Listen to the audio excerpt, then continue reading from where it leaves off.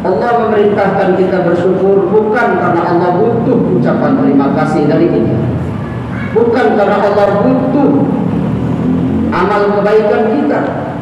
Allah Ghaniyyun Hamid, Dia tidak membutuhkan segala sesuatu dan Dia Maha terpuji.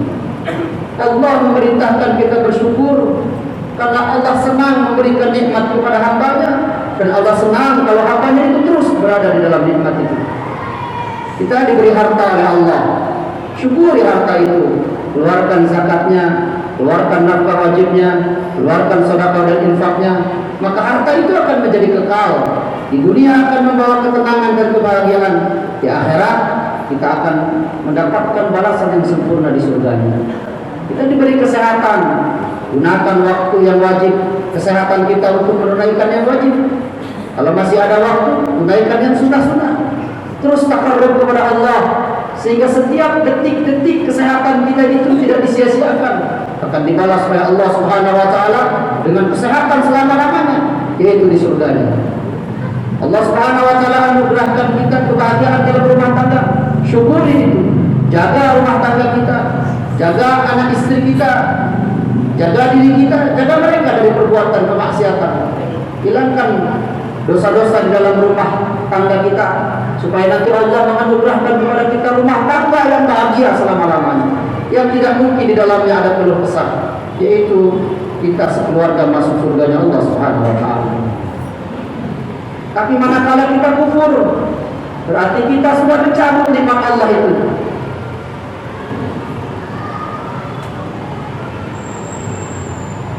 Allah Subhanahu wa taala la yughayyiru ma biqaumin hatta yughayyiru ma bi anfusihim. Allah tidak akan merubah nikmat yang Allah sudah berikan kepada kita, sehingga orang itu sendiri yang merubah nikmat itu menjadi azab. Diberi mata yang sehat, digunakan maksiat, maka dia menjadikan matanya yang sehat itu penyebab dia diazab Allah. Jadi berikan harta, digunakan maksiat, maka dia menjadikan nikmat harta menjadi azab untuk dirinya. Jadi berikan anak keturunan, tidak dijaga olehnya, tidak dipelihara, tidak dididik dengan baik, maka anaknya itu akan menjadi azab baginya.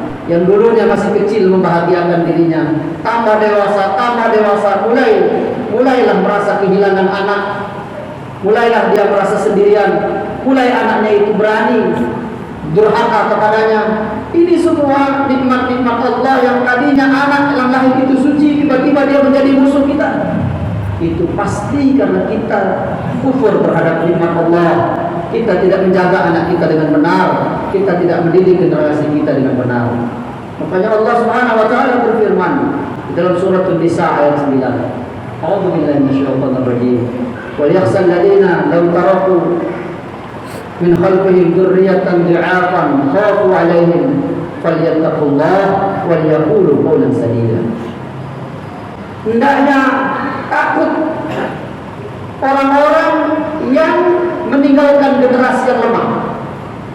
Kita harus punya rasa takut. Bagaimana keadaan anak kita nanti? Bagaimana anak kita nanti hidupnya? Masihkah mereka sujud seperti kita sujud? Masihkah mereka bersyukur seperti kita bersyukur? Masihkah mereka membaca Quran seperti kita membaca Quran? Alhamdulillah orang tua kita sudah berhasil mendidik kita. Jika kita duduk di majlis ini, duduk di masjid ini, kita masih menyembah Allah, kita masih sujud kepada Allah, apakah nanti kita masih bisa mewarisi apa yang diwariskan orang tua kita, sehingga anak kita, keturunan kita lebih baik daripada kita? Takutlah, mesti ada perasaan khawatir. Maka caranya untuk menghilangkan kekhawatiran supaya anak keturunan kita dijaga Allah ada dua di dalam ayat. Yang pertama, falyattaqullah, hendaknya kita takwa kepada Allah. Takwa itu gambaran yang paling mudah adalah apa yang digambarkan oleh Ubay bin Ka'ab, Imam Masjid An-Nabawi. Ketika Sayyidina Umar bertanya kepadanya tentang apa itu takwa, beliau menggambarkan, wahai Umar, kalau engkau berjalan di malam yang gelap, melewati jalan yang penuh dengan duri, apa yang kau lakukan? Umar menjawab, aku akan berjalan dengan sangat hati-hati. Maka itulah takwa. Takwa adalah hati-hati. Kita mesti berhati-hati. Jangan sampai sholat kita rusak karena riya, karena sum'ah, karena ujub. Kita harus hati-hati. Jangan sampai sholat kita tidak sah Kita mesti hati-hati. Jaga waktu sholat.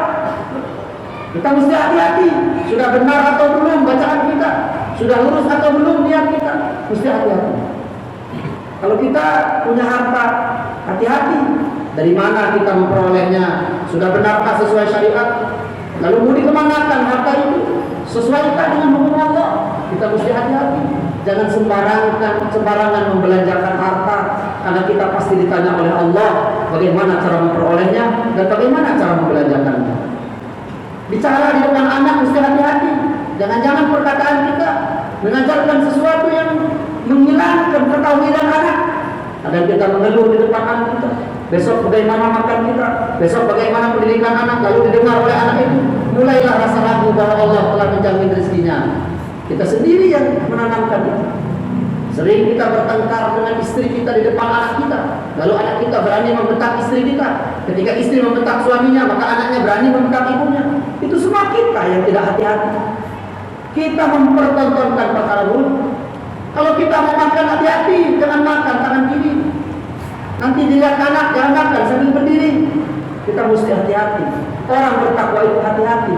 Bukan karena dia dilihat Allah, bukan karena dia dilihat makhluk, tapi dia merasa dilihat oleh Allah. Inilah yang diajarkan oleh Luqmanul Hakim. Yang Allah abadikan di dalam Al-Quran, sehingga ini mesti kita ikuti, karena itu yang sudah terbukti bahwa dia telah berhasil mendidik anaknya. Ada 5 ajaran yang diteguhkan oleh Luqman kepada anak-anaknya dalam rumah tangga supaya generasi kita tidak menjadi generasi yang lemah. Yang pertama adalah wa qala Luqman libnihi wa huwa ya'iduhu ya bunayya la tusyrik billah innasyirka la dzulmun adzim.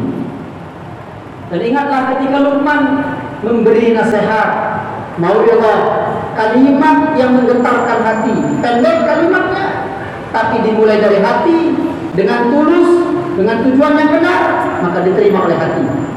Berapa banyak sekarang kita pintar ngomong, jago nulis, tapi tidak bisa menularkan ketauhidan kepada anak.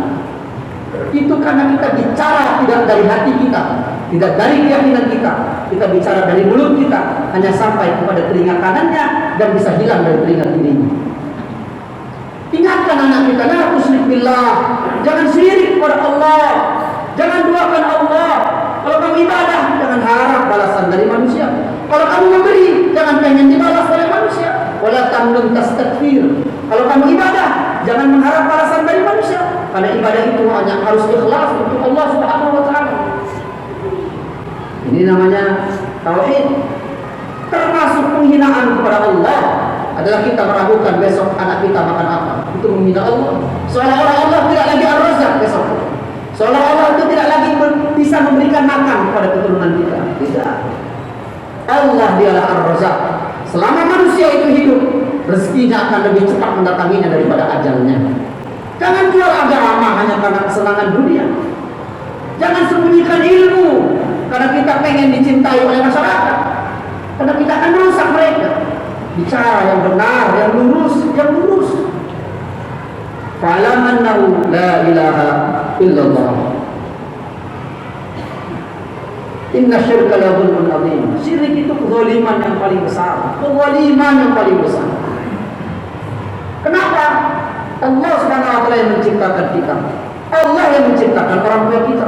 Kita ini kalau makan nasi, Allah ciptakan tanahnya dengan gizi-gizinya. Allah turunkan air dari langit dengan awan-awan dan anginnya.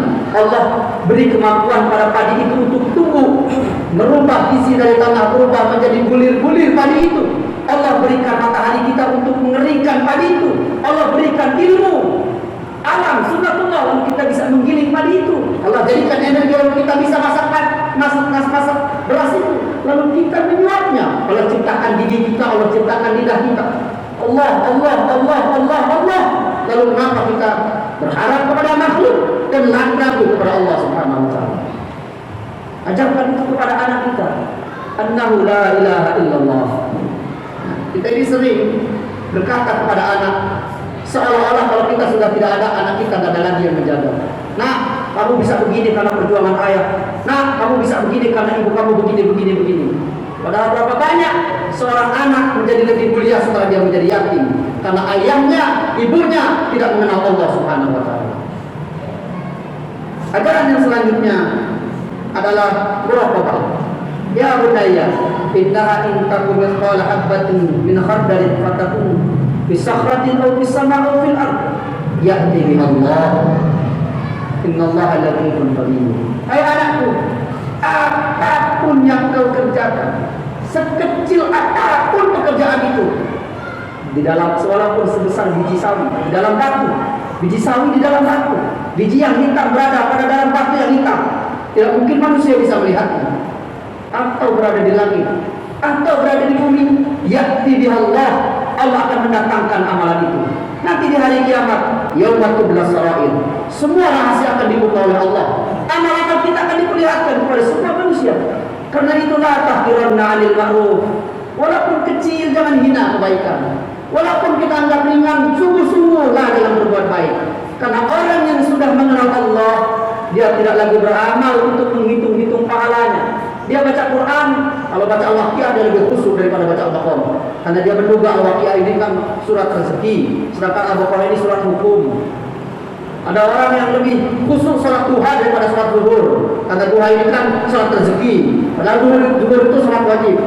Orang yang sudah mengenal Allah, dia tidak menghitung-hitung lagi mana yang besar pahalanya. Yang dia buat, dia akan beramal yang terbaik sekecil apapun karena amalnya dilihat oleh Allah Subhanahu wa taala. Berapa sering amal yang kecil itulah yang mendatangkan kebahagiaan. Coba kalau bapak-bapak pulang, bapak-bapak yang usia sudah di atas 60 tahun, yang sudah lama tidak ditengok oleh anak. Tiba-tiba anak kita datang dari kampung, yang anak kita ini yang hidupnya belum pernah membahagiakan kita. Dia tidak memberi uang yang banyak kepada kita, enggak. Tahu-tahu dia datang dari kampung, ketemu kita yang lagi duduk di atas kursi, dipegangnya tangan kita, dipegang kaki kita, dipotong kukunya, dibersihin kuku kita. Itu bisa meneteskan air mata orang tua. Itu perbuatan kecil. Kita mendoakan anak kita pulang ke rumah, dicium, kita doakan, dibacakan di buku-bukunya, lalu kita cium pipinya, lalu kita berkata, "Wahai anakku, aku mencintai." Itu mendatangkan kebahagiaan kepada kita pulang, lalu kita peluk istri kita cium istri kita cium buku-bukunya, lalu kita berkata, "Istriku, terima kasih kau telah menjadi istriku selama ini." Akan berbunga-bunga hati. Perkara yang kecil, lakukan yang terbaik, karena sesungguhnya diketahui oleh Allah Subhanahu wa taala, Allah akan membalasnya. Zikir pada sholat hanya 33. Itu hanya 1-2 menit. Tapi kerjakan dengan bagus, kerjakan dengan adab.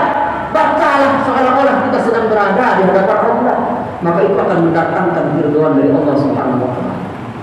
Selanjutnya, ya bunayya aqimis shalah wa'mur bil ma'ruf wa nahy 'anil munkar wasbir 'ala ma asabak. Tanamkan kepada anak kita yang pertama jaga sholat. Sholat. Bagaimana anak kita itu bahagianya sholat, susahnya sholat. Sholat itu jadi hiburan. Sholat itu jadi nikmat, jadi kebahagiaan. Bukan menjadi sebuah beban buat kita. Berapa banyak di antara kita ini kalau sudah susah, sakit tidak sembuh-sembuh, atau ekonomi kita sudah susah, orang sudah banyak menjauhi kita, baru kita bangun malam sujud kepada Allah. Sungguh heran seorang hamba yang mendekatkan diri kepada Allah dengan dirantai, dengan dibelenggu. Susah dulu dia baru datang kepada Allah. Mestinya senang kita sujud, tidak. Jadi apa yang harus kita lihat, perlihatkan kepada anak kita sujud. Jadi kalau orang anak kita itu kalau melihat kita, dia tahunya kita sujud, dia tahunya kita sholat, maka nanti anak kita itu akan meniru kita. Sujud, sholat, wa'mur bil ma'ruf, terbiasalah mengajak yang baik, ajak yang baik-baik. Wa nahy 'anil munkar, orang tua nggak boleh anti kritik. Itu anaknya, nah, Ma sudah azan, Pa sudah azan, kok masih main handphone? Dengar, wa nahy 'anil munkar, jangan marah. Saya ini bapak kamu, kenapa kamu ngomong begitu? Jangan marah. Wa nahy 'anil munkar. Nah, kalau bapakmu salah, lurus. Berapa banyak di antara kita anaknya sudah pesantren, sudah hafiz Quran, bapaknya jadi imam, tak mau ditegur sama anak. Kasih tahu masalah itu auratnya enggak nerima. Wa nahy 'anil munkar dimulai dari rumah, bukan di luar rumah. Tapi kebanyakan di antara kita ini sudah anti kritik dari dalam rumah kita sendiri, sedangkan kita senang sekali mengkritik orang di luar rumah. Ajak musyawarah anak-anak kita. Barangkali pemikiran mereka jauh lebih bersih, jauh lebih benar daripada pemikiran kita. Wasbir ala ma aswaba. Lalu ajarkan kesabaran. Manusia ini hidup sudah di dalam takdirnya. Siapapun yang duduk di tempat ini pasti pernah sakit. Siapapun yang pernah duduk di sini pasti pernah terhina. Siapapun yang duduk di sini pasti pernah fakir. Siapapun yang duduk di sini pasti kita pernah merasakan susah. Tidak akan mungkin anak kita pun tidak akan mendapatkan kesulitan dari Allah. Sedangkan para nabi saja asyaddu bala'an, yang paling berat ujiannya para nabi. Ajarin sabar. Jangan pelatan saurukan ladainakum. Jangan rumah tangga yang dibentuk 20 tahun rusak karena pertengkaran 2 hari. Jangan lupakan kita pernah bersama selama sekian puluh tahun. Dulu kita bangun masjid ini bersama, kita bangun jamaah ini bersama, kita ngaji jamaah ini bersama. Lalu setelah banyak, jangan karena kesinggung 1-2 kata lalu kita bercerai, lalu kita berpisah. Jangan. Wasbir ala ma aswaba. Tersinggung itu biasa. Orang bicara tidak baik terhadap kita itu biasa. Bahkan Sayyidina Rasulullah, manusia tidak pernah tercela pun disela oleh manusia. Bahkan Allah yang maha baik, maha segala-galanya dicela oleh manusia. Sering kita pagi hari mengadukan kesulitan kita seolah-olah Allah tidak memperhatikan kita. Jadi jamaah yang dilakukan selanjutnya adalah ajarkan beratu sa'il khadaka linnas, ajarkan akhlak dan adab. Jangan palingkan muka kamu dari manusia. Maksud fi masika, kalau berjalan yang santun, yang santai. Jangan kamu tidak sopan terhadap orang. Bicara yang bagus sesuai dengan, kalau akhlak itu berlaku di mana saja. Akhlak contohnya tawadhu. Akhlak contohnya senyum. Akhlak contohnya menghargai, mencintai yang muda, menghargai yang tua, itu akhlak. Kalau adab berbeda-beda setiap tempat. Di Indonesia kalau kita cinta kepada seseorang kita akan mencium tangannya. Di Arab kalau dia cinta kepada seseorang dia akan cium keningnya dan memegang janggutnya. Adab itu berbeda-beda. Ajarkan adab sesuai dengan di mana kita hidup. Ajarkan anak kita. Jangan budaya yang ada di negara tersebut dibawa ke kita. Akan menjadi masalah. Atau sepulang kita dari Arab ada orang cium tangan kita anggap kafir, kita anggap musyrik. Padahal itu hanya adab. Tidak ada orang yang menyembah orang lain dengan mencium tangannya, tidak ada. Itu hanya buah rasa kebahagiaan kita, kehormatan kita dengan orang alim, lalu kita ingin ambil barokah, kita cium tangan. Dan memang Rasulullah SAW pun pernah melakukan itu, di mana Rasulullah pernah mencium tangannya Sayyidina Umar. Rasulullah mencium tangan anak-anak kecil. Rasulullah lewat anak kecil, dia berhenti, diambil tangannya, dicium tangan anak-anak Ansor. Ini kebiasaan Rasulullah. Tapi di kita tidak jadi biasa kalau ada orang tua cium tangan anaknya. Di kita anak yang cium tangan, ini namanya adab. Jadi akhlak berlaku di mana saja. Ajarkan akhlak, ajarkan pula adab. Ini yang harus jadi kurikulum rumah tangga kita. Insya Allah kalau ini kita jaga, nanti generasi kita menjadi generasi yang bertakwa kepada Allah, generasi yang akan membawa kebahagiaan buat kita di dunia wal akhirat. Mudah-mudahan Allah Subhanahu wa taala selamatkan kita semua dari fitnah dunia dan fitnah akhirat. Amin ya rabbal alamin. Barakallahu li wa lakum fil Qur'anil azim. Wa nafa'ani wa iyyakum bima fihi min al-ayati wa dhikril hakim. Taqabbalallahu minna wa minkum tilawatahu innahu huwal ghafurur rahim.